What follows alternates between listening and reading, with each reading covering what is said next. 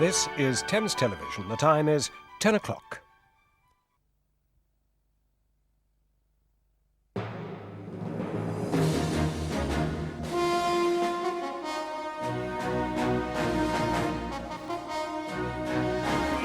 From the headquarters of ITN, News at 10, with Trevor McDonald. The Chancellor cuts interest rates in a modest mini-budget. Public sector pay rises are pegged to 1.5%. Major bombarded again with questions about arms to Iraq. And the Duchess of York tells us why she's keeping a low profile.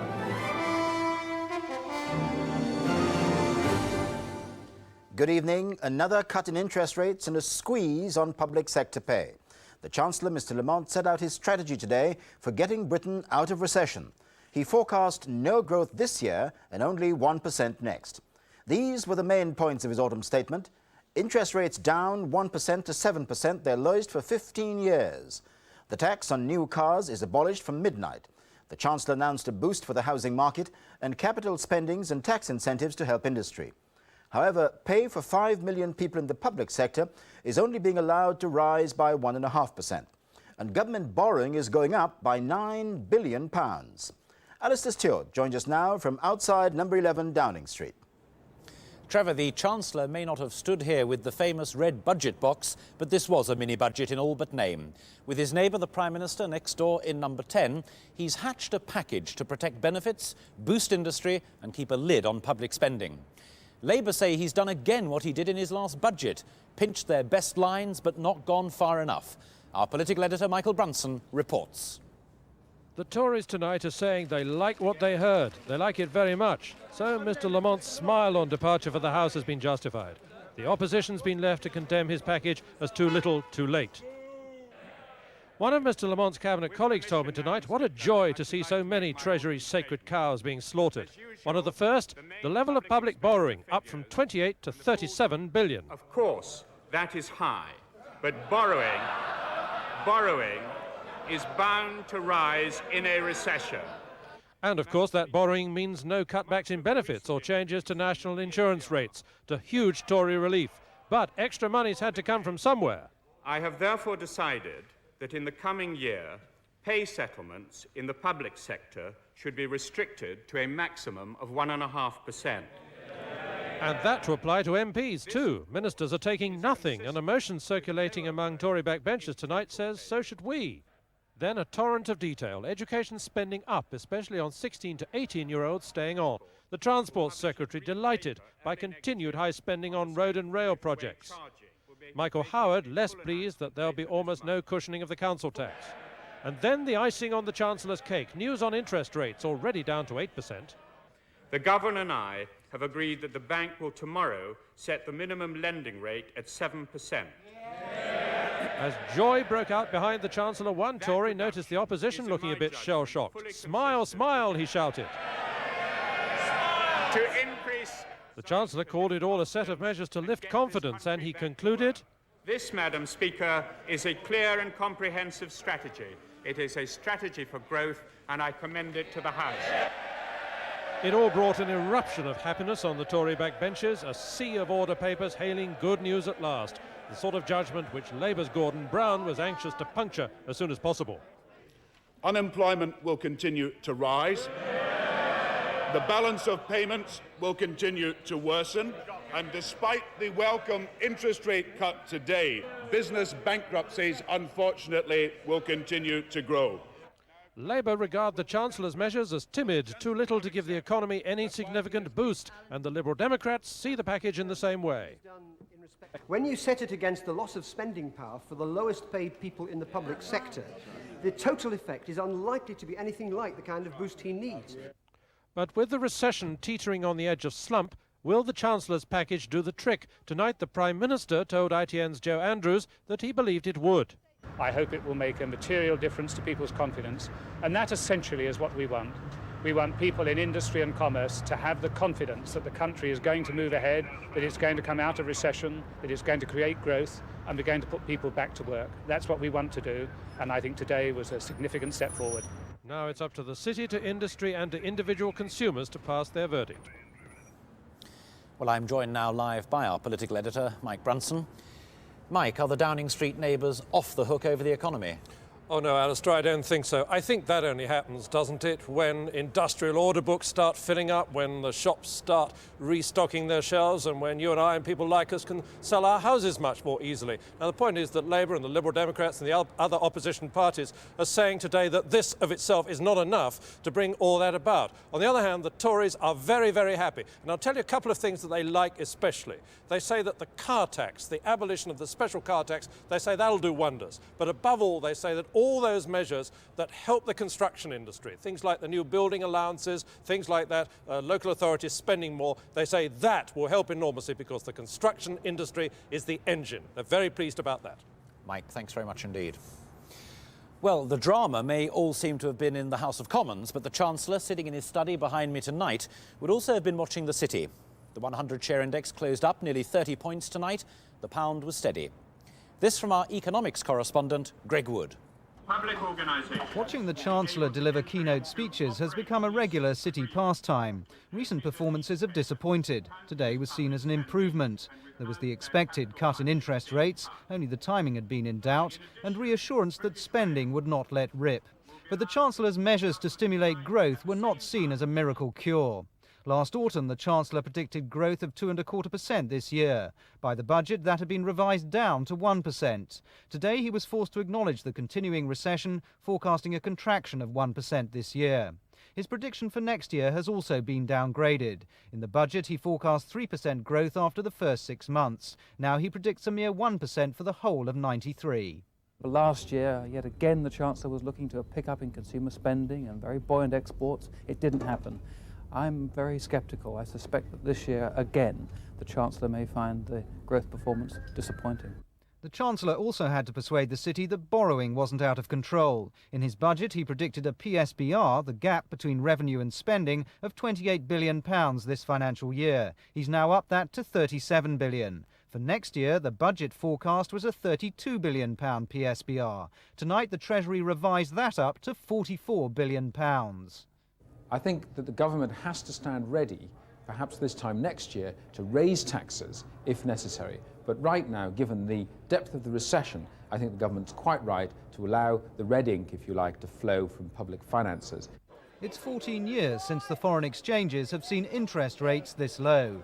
That didn't persuade them to sell the pound, but nor did it convince them that recovery is just around the corner. So the verdict here in the City tonight is 2 cheers for the Chancellor. But there's speculations about another cut in interest rates. The view is they'll be down to 6% in time for Christmas. There's even talk of 5% interest rates by next spring. Alistair. Greg, thanks very much indeed. In the City, of course, they buy and sell stocks, shares and money. But as the Chancellor said, it's industry that makes things and can create jobs. Today, unemployment edged closer to 3 million, up 24,000 in October. Mr Lamont hopes his new measures will help. Our industry correspondent Stephen Cape reports. The government remains committed to keep Britain moving, pressing ahead with its £6.3 billion programme over the next 3 years, upgrading roads and widening several motorways. It's what the construction industry has been hoping for. The recession has cost more than 200,000 building jobs. Today was high noon for the construction industry. Without attention to our industry, we would be seeing a very, very grim 93. The government also gave the go-ahead to the £1.8 billion Jubilee Line extension to London Docklands. It's still subject to negotiations, and the cost could come from a 30% cut in London transport grants. And the £750 million the government plans to spend buying empty properties for the homeless will also help to ease the logjam of unsold properties. There was also further tax incentive to industry and help for exporters. The Director General of the Confederation of British Industry listened to the Chancellor. Was it a strategy for growth? I don't think anybody can say that this will necessarily pull us out of recession and that in one bound we shall be free. But what I think it will do is begin to rebuild the confidence of industry in government and in itself. The surprise announcement was the abolition of the special car tax, saving about £400 on a new family saloon. a measure badly needed by an industry facing job losses and falling sales. They have given us, through the scrapping of the car tax and the lowering of interest rates, the chance to show what we can do for the British economy. But against a backdrop of a policy for growth, the government has announced the closure of the Portland Naval Base in Dorset. More than 1,000 jobs will be lost. There are already nearly 3 million people on the dole, and the government can only hope the economy can be turned round before it goes higher. The three neighbours here in Downing Street, Prime Minister to the left, Chancellor behind me and Chief Whip to the right, must now wait for the economy to respond to their medicine. Trevor. Alistair, is it the medicine for long-term, sustained economic recovery? Well, Trevor, I think it's more of a nudge start than a kick start. The lower interest rate should help put money into people's pockets almost straight away. The building societies have promised to deliver that on pretty soon. But I think the real difficulty remains unemployment. Every extra 100,000 on the unemployment total costs the government another £350 million. And as Greg Wood reported, they've budgeted for that. There's also the unknown factor of how 5 million public sector workers, teachers, nurses, council employees are going to respond. Not only will they have less to spend in the forthcoming months, but also they could react in a pretty savage political way. So on the economic front, yes, it could work, but only time will tell, to use that dreadful cliche, and it will take time for unemployment to come down. On the political front, as Michael said, the party like it, but there could be real political problems with public sector strikes further down the road. Alistair, thank you very much indeed. The view from Westminster, the city and from industry. But how is the Chancellor's statement playing in the country?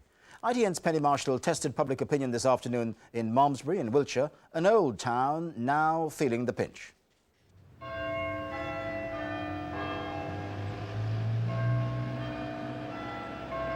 There were winners and losers in Malmesbury today, for even in this prosperous town recession's hit, the Chancellor has disgruntled voters he needs to please. The Mayor got the base rate cut he wanted for himself and the town. As a shopkeeper in the town, I'm convinced that this is going to kickstart the economy. But elsewhere, dismay. Amongst the 50 or so public service workers at Malmesbury's Community Hospital, even anger. With 26 beds, the staff have seen their budget reduced for the past 5 years. At the moment, we're expected to do more and more and increase our output, efficiency and quality, but we're given less and less. Mike Northcott was also disappointed. Unemployed, angry, an engineer now anxious to find work. He didn't feel there was much in the statement for him, no positive measures to create jobs. Jobs mean people have money in their pockets and they can buy more produce, and it's a spiralling effect to lift the economy up. And his wife Jane's still worried about the new council tax. Unemployment here has risen 140% in the last 12 months. 30 were laid off last week. Jane and Mike are not alone. It used to be that you think, oh dear, you know, it was real stigma. But now it's just one of them things. It's happening to everybody, even in Malmesbury, yeah. But Malmesbury has its winners as well as its losers. The cut in base rates has pleased local householders and local industrialists. And even the local council has said there's reason to be satisfied with some of today's measures. Satisfied but not pleased. Money made available for housing's been welcomed, but the promise of capital from the sale of future council houses was dismissed as peanuts. The county council had hoped to get its hands on the past proceeds, all 13 million, to finish the work on a much-needed bypass. There's no prospect of that so far as I can see. Malmesbury's bypass remains a long way in the future. The workers at Malmesbury's biggest factory, AT&T, the American communications company, were mainly pleased, certainly those who pay mortgages. But there were no measures which particularly excited their boss. I didn't see anything in there that would benefit us directly, that would make you stand up and want to follow the lead. It wasn't as strong, perhaps, as I was hoping it might be. In fact, Malmesbury's only one clearly excited winner was Kevin Wright, the local car salesman. It's obviously going to make the cars cheaper, which hopefully will give customers a bit more confidence and encourage them to buy, you know. On the whole, winners here in this England's oldest borough remained muted. The losers resigned. But Malmesbury is a town with a long history, and it seems ready to wait a long time for recovery. Penny Marshall, News at 10, Malmesbury. Coming next on News at 10, the parents of a soccer fan who's been in a coma for 3 years go to the High Court. They tell us why their son should die with dignity. On patrol with Belfast's bomb squad, how they play cat and mouse with the IRA. And after the unpleasant scandal following the breakup of her marriage, the Duchess of York tells ITN how she's coping now. I think the most important thing for me at the moment is to keep a low profile.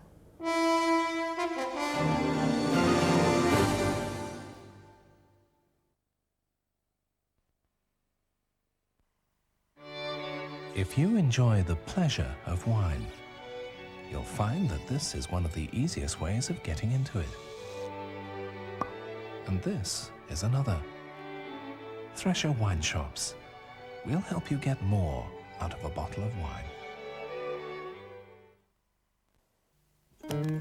There's Dawn in Doncaster, Sid in Sidcup, Peter in Petersfield, Mac in Macclesfield, not forgetting Anne in Andover, Sid, there's Sid again, saving up in Sydenham, Tell in Telford, Nell in Bracknell, Rose in Montrose, seeing how our money grows. Stephen in Stevenage, Stan in Stanmore, Ross in Ross and Wiley in Leigh-on-Sea, Felix in Felixstowe, Lou in Lewis, St Helens, St Leonard's, Abbey in Abingdon, Mar in Marlow, Jean in Harlow, Dee in Dundee, all saving merrily. Savings accounts for all ages, including one that starts at £1, nationwide, with more branches than anyone else. We're the nation's building society. Water. Always essential. Nowadays more precious than ever. To help conserve it, invest in the AEG Sensortronic washing machine. It saves energy and water, making it one of the most economical to run. AEG, advanced engineering from Germany.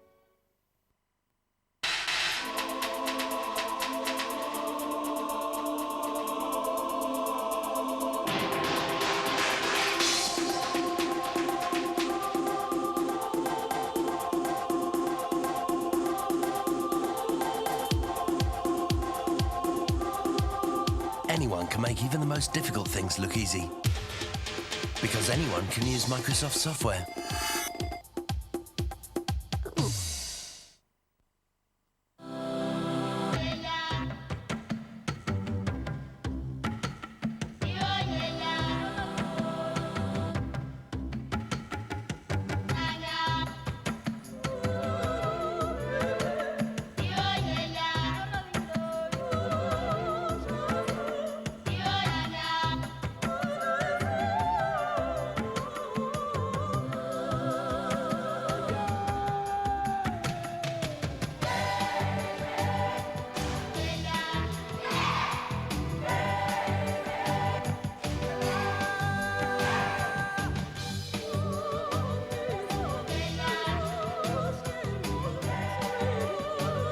It's the way we make you feel that makes people fly British Airways.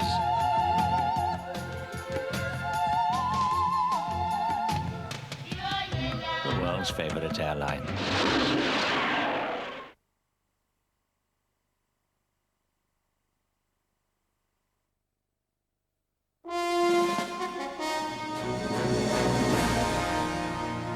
Reminder of tonight's main story again. The Chancellor, Mr. Lamont, laced a tough public spending package in his autumn statement today with a widely expected 1% cut in interest rates to boost industry and to help homeowners.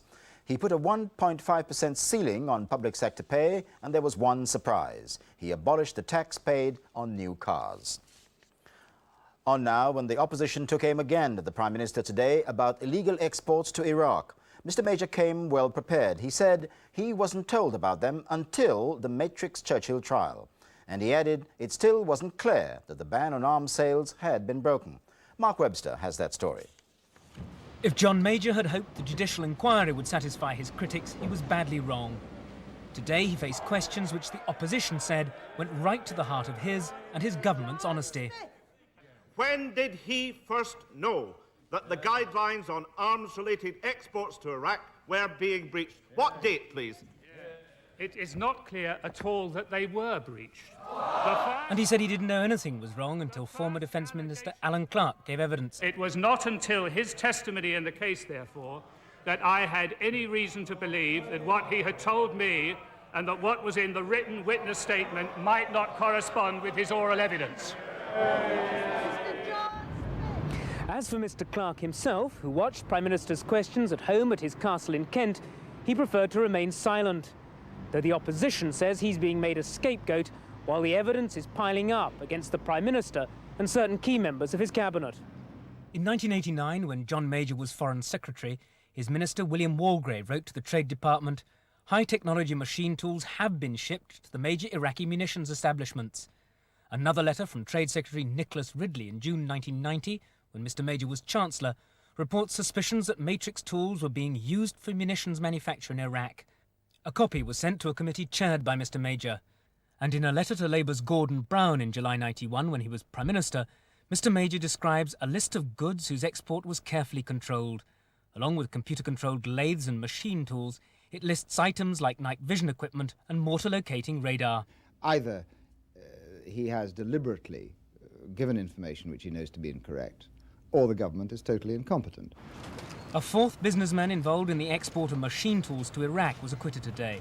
The question is why, if ministers knew these men were innocent, the charges were ever brought. Mark Webster, News at 10, Westminster. No father wants to see a son die, no doctor wants to let a patient die. But today the father of Tony Bland, who has been in a coma for 3 years since the Hillsborough disaster, and Tony's doctor went to the High Court. They went to court to get permission to end Tony's life. Colin Baker has our report. Tony Bland has been brain dead for 3.5 years. All doctors agree he's beyond recovery. His parents visit him most days, but today they were at the High Court in London, supporting the hospital authorities' legal action, which, if successful, would allow their son to die, in the words of a QC, in a dignified and tranquil fashion. It wouldn't be on my conscience at all. We feel it would be definitely for the better. His quality of life is absolutely nil. Counsel for the Health Authority said that Tony Bland could grunt, groan, blink and breathe, but these were purely reflex actions.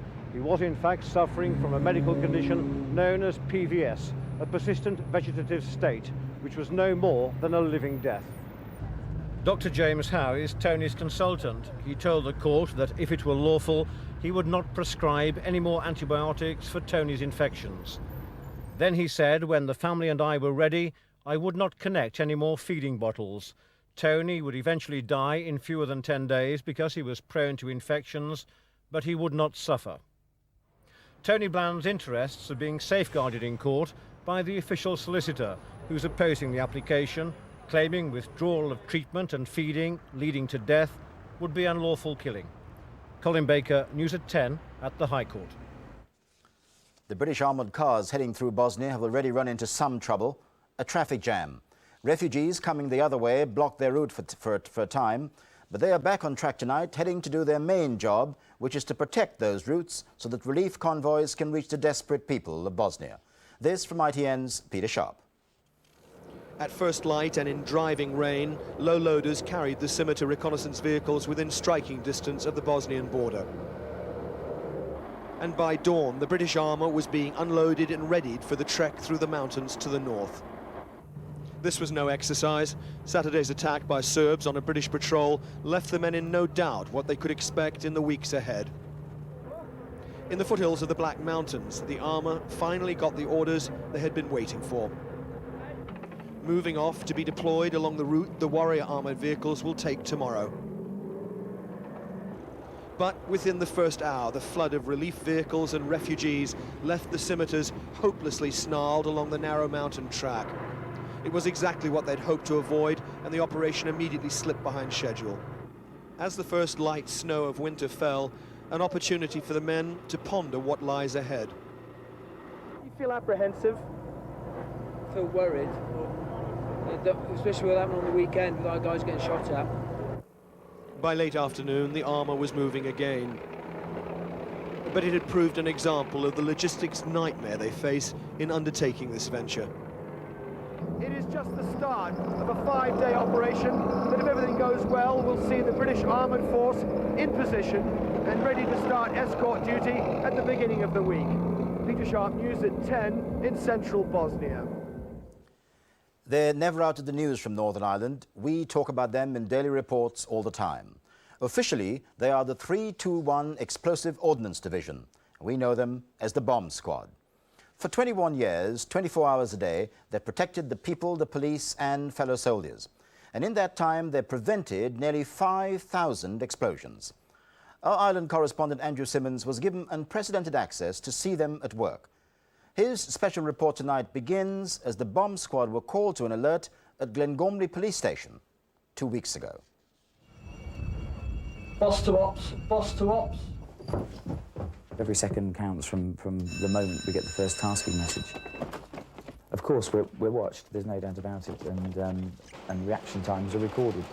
The bombers can obviously look at that and then try and assess, you know, a reaction time for us and adjust their timers accordingly. They call this the crash out. The army captain knows where the bomb is, but fears he won't get there in time. And he's right. The bomb has exploded outside Glengormley Police Station. There are 13 casualties. In this case, because the warning was so short, there is a feeling of frustration because had we had another couple of minutes, indeed we would have stand a good chance of actually disrupting the device. Frustration maybe, but also anxiety. Intelligence reports say a £2,000 IRA bomb is hidden somewhere in the Belfast area, ready to be planted. The bomb here was tiny by comparison. Pressures on the unit are as heavy now as they were 21 years ago.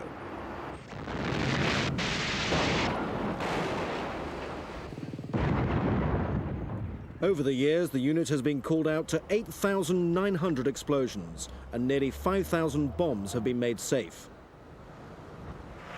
Cartoon character Felix the Cat is their mascot. They say it was chosen because a cat has 9 lives. But 20 of the unit's men have lost their lives trying to defuse bombs. Come on, let's move it. Come on, let's see this wheelbarrow move it. When the men aren't on call-out, they're often training. Here, they're sending the robot known as the wheelbarrow to a car with a suspect's package inside. The robot transmits pictures back to a control point. A controlled explosion. What the men call a simple job. OK, good, well done. But in what some describe as a lethal cat-and-mouse game, the IRA is always developing new techniques. The bomber has a variety of methods to detonate the device. Improvised but effective, such as this one, straight out of a photographer's studio. A flash gun and a slave device attached to the bomb. From a considerable range, one flash, and that could have been a bomb exploding. They actually improvise totally their devices. And everyday items are used for what they were not intended to do to suit the terrorist aim. So he will go down one track and we've got to respond to that particular threat. But wherever the bomb squad goes, there's the danger of traps being laid. They're called come-ons. Here a man has been shot in a car. The unit's warrant officer has to carry out a check for booby traps. It's an all clear. Back at their base, where captured IRA weaponry is part of the furniture, the warrant officer and the captain are on standby 24 hours a day, 7 days a week. The maximum tour here is 6 months because of the intensity and danger of the work. Every job has an element of risk. I would say, if it's not perverted to say an enjoyment of the job, but there is an excitement there. There's no doubt about it. The unit is like no other in the army. Here in the Felix Club, 2 pints of beer a day are allowed along with some unusual souvenirs. Number plates of cars they've blown up. A thank you from a woman whose shop was blasted by a controlled explosion. The unit's 21-year history has a proud record, though. More than 270 gallantry awards. And it's impossible to estimate how many lives they've saved. Andrew Simmons, News at 10, with the Bomb Squad in Belfast. Tomorrow's Daily Mirror says it has a tape recording of an intimate telephone conversation between the Prince of Wales and Mrs. Camilla Parker Bowles. The paper said tonight it's satisfied beyond doubt that the recording is genuine. Tomorrow's edition will report a conversation between the Prince and Mrs. Parker Bowles in which they tell each other, "I love you," during the call. And it quotes Prince Charles as saying, "I adore you, I'm so proud of you." And finally, the Duchess of York, who's been keeping a low profile recently, says that's the way it's going to stay. In her first interview since the pictures of her on holiday with Johnny Bryan, she said she now wants to throw herself into her charity work. ITN's Kevin Dunn reports. It's 8 weeks since the Duchess of York left Balmoral and the royal family behind to begin a life apart, after the publication of the pictures of her with Johnny Bryan. Publicly, she was seen in tears at a meeting of the Motor Neurone Disease Association. And today she pledged to continue her work for her favourite charities. I think the most important thing for me at the moment is to keep a low profile, work hard, and make sure that the charities are well supported and that I continue to find cures and to help people as much as possible. I feel after the last year very, very strongly that there's a lot to do out in the big world, and I'm very excited about that prospect. It was working with the association, she said, that had helped her through the last 12 months. And that's news at 10 tonight. I'll be here again tomorrow evening. I hope you'll join me then. For now, good night.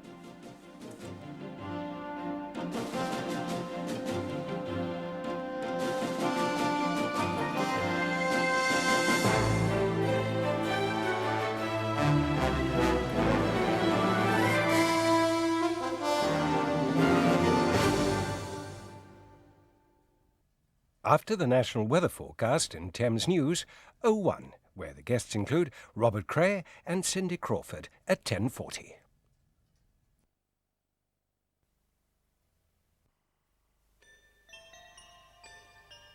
Take the wheel of the new Peugeot 405 with its unique ICD road handling system. And you know you've had this feeling before. A feeling of total control. And the confidence to handle whatever the world throws at you.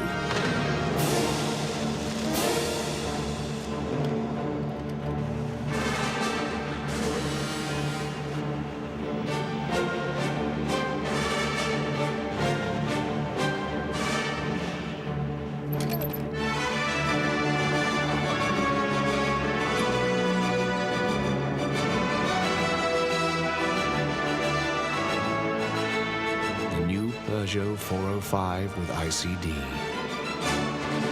It takes your breath away. What's your dryers cost far too much dosh? That's a rumour we're now going to quash. With radio rentals, it ain't monumental, so your wallet won't shrink in the wash. Stay contented. Get radio rented. Ah, hello. Do you sell the Mike Reid live video? Oh, no! That's quite outrageous. Have you got Mike Reid live? Sorry, sweetheart. Just sold the last one. Listen. Have you got Mike Reid live? Mike Reid?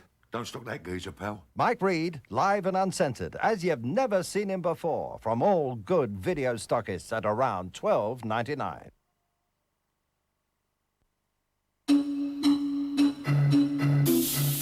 Discover Freixenet.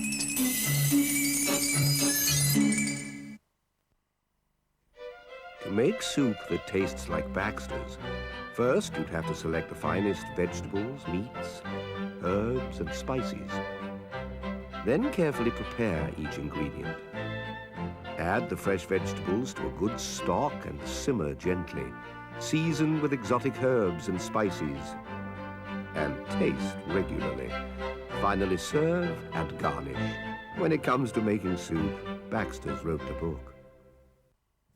On Sky Television, you can choose from over 300 movies every month. Coming soon, Kevin Costner. Dances with wolves. Hear the screaming of the lamb. The Silence of the Lambs. This is business. Godfather 3, Kindergarten Cop, Mermaids, LA Story. Hi. 3 movie channels presenting 9 movies every night of the year. Good evening, I'm Selena Scott. Also on Sky, Britain's only 24-hour news channel. Sky One, the entertainment channel. And if your passion is Premier League football, turn to live coverage only on Sky Sports. See Lennox Lewis challenge exclusively on Sky and WWF Wrestling all on Sky Sports. To receive satellite, choose from the new range of receivers from Europe's #1 supplier, Amstrad. To get an Amstrad satellite system and subscribe to Sky, contact your local retailer. Sky, bringing television to life.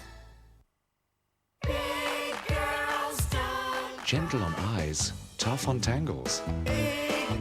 Vidal Sassoon Wash and Go Ultra Mild.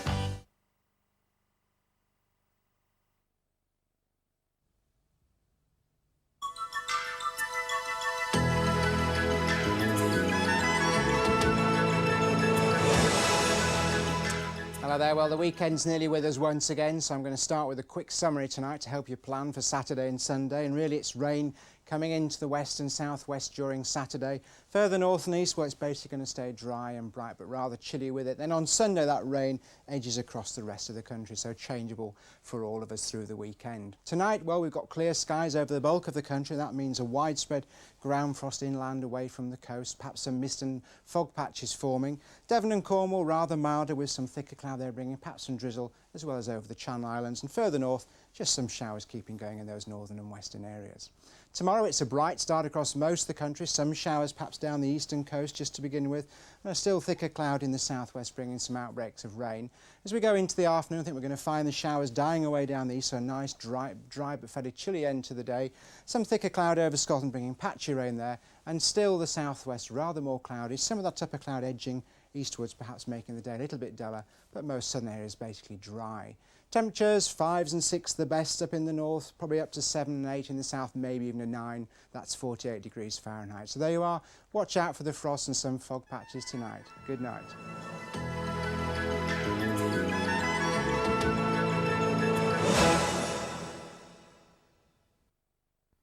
Next Monday at 9 on Thames, life's about to get rather complicated for Henry Pratt. I'm Mr. Gibbons. What's your name? Henry Pratt.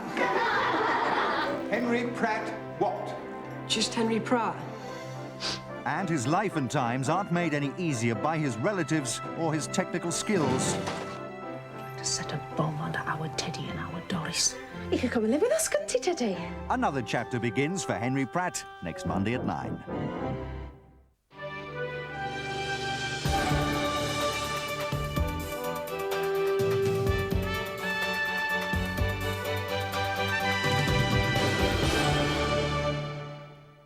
Good evening. The Chancellor's autumn statement brought a package of good and bad news for Londoners. Despite the announcement that the Jubilee line will go ahead, overall it's grim news for commuters.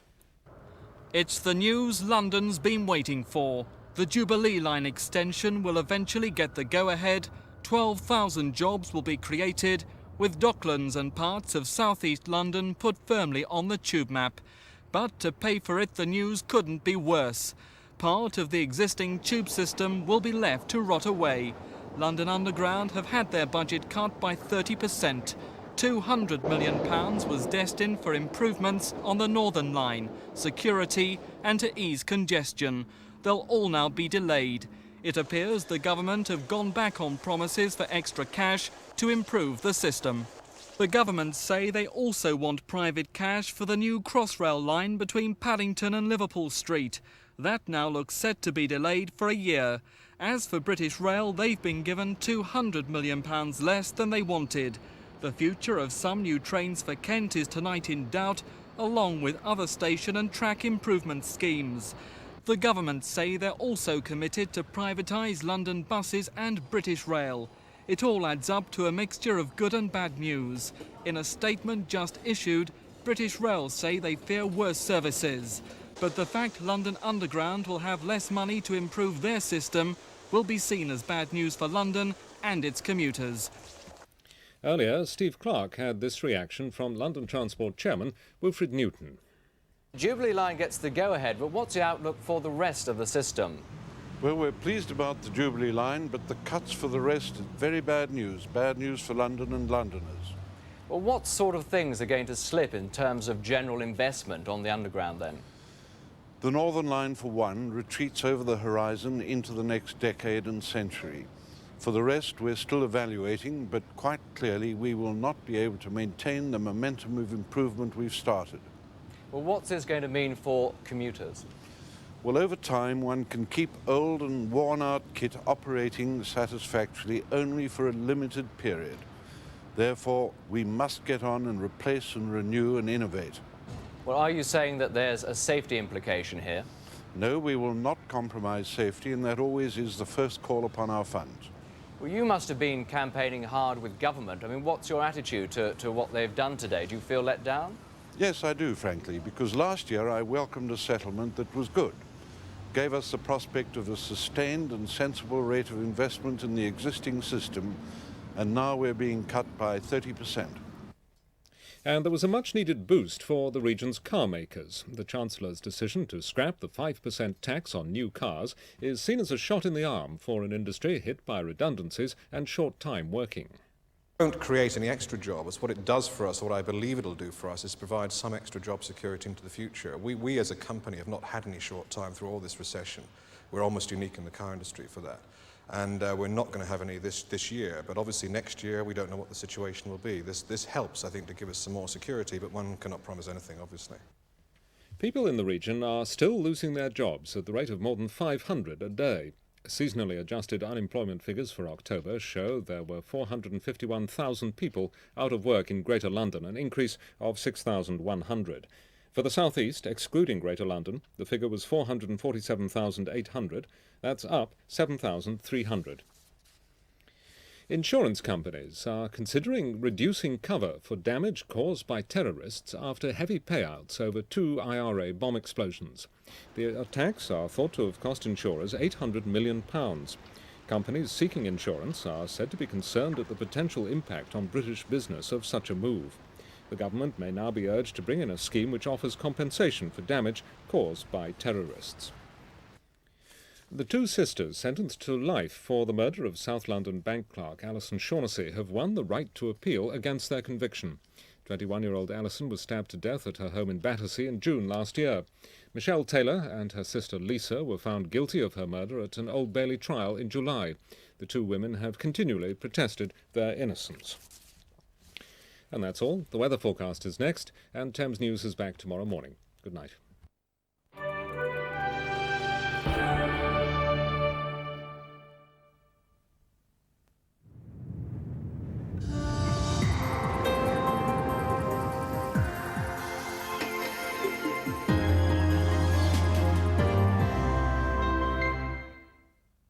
Tonight will be dry and clear with a touch of frost in many places. The low around -2 degrees Celsius, that's 28 Fahrenheit in rural areas, but a degree or so above freezing in central London. Tomorrow will again be cold, but it should stay dry and there'll be a good deal of sunshine. Temperatures will reach 8 Celsius, 46 Fahrenheit, with a light and mainly northerly wind.